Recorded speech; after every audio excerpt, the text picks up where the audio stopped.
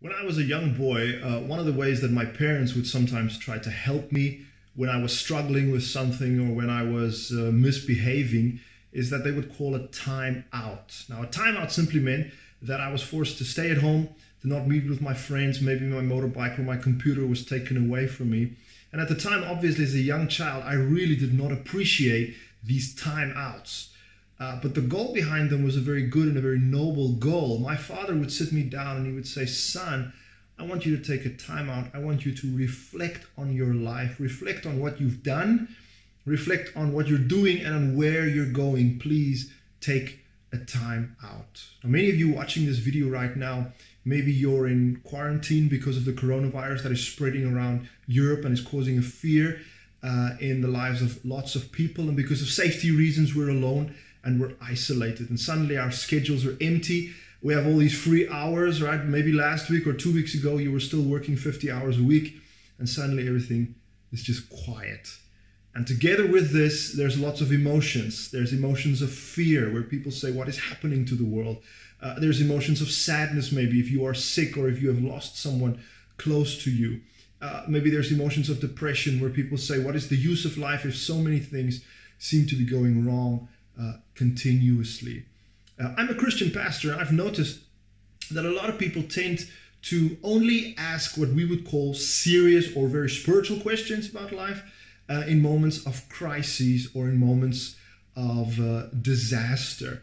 I think especially here in Europe, where things are relatively prosperous, it's easy for us to go months or weeks or even years and not really inquire about the meaning of life or what happens after death. Death, of course, is everyone's favorite subject, and we love talking about it, right? But I think for our normal life here in Europe, there is enough to distract us that we don't oftentimes get to the inner private world of ourselves.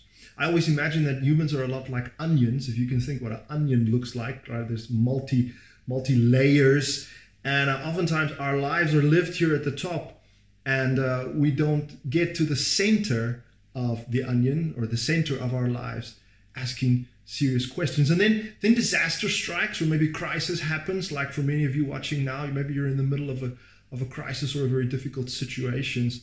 And we're forced with these questions. We're forced to ask questions about life and about death. What's the meaning of life? Is it simply the way that a lot of people live to just prolong life? Like to try and live every second as long as we can here on earth and to have as much fun as possible in the process. And then what happens? What happens when life is finished? One of the most profound answers to some of these questions comes from the person that has changed history forever. So Jesus of Nazareth once met a family, and this family was in mourning because they had lost a brother who was sick and had died. And Jesus talked to them, and here's the words that he said to them. He said, "I am the resurrection and the life, and the one who believes in me will live even though they die." Now, those are tremendous words, and they are words that deserve to be thought over. Jesus claims to have power over life and death, and later he claims to have power over sickness and disease and over fear and over depression.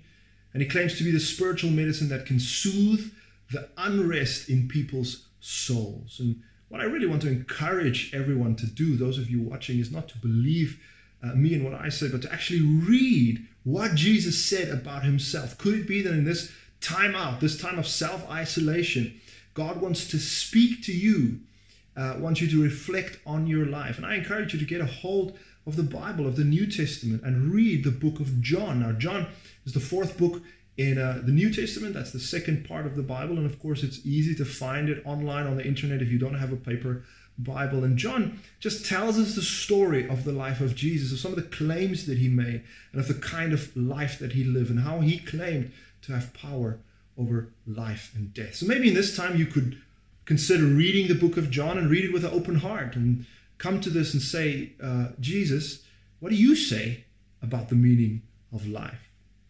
Could it be that God wants to speak to you in this coming days and weeks and say to you what my father said to me years ago when I was young? He would say, "Son, daughter, take a time out. You need to reflect on your life, what you've been doing where you are going, take a time out. My name is Leon, and I'm one of the pastors at our church, the Freie Christengemeinde in Linz, which is a Christian church here in Linz in Austria. And in the coming days, we will be making short videos like this, where we try and address and answer specific questions that people might have from a biblical perspective in this difficult time of the coronavirus spreading throughout Europe.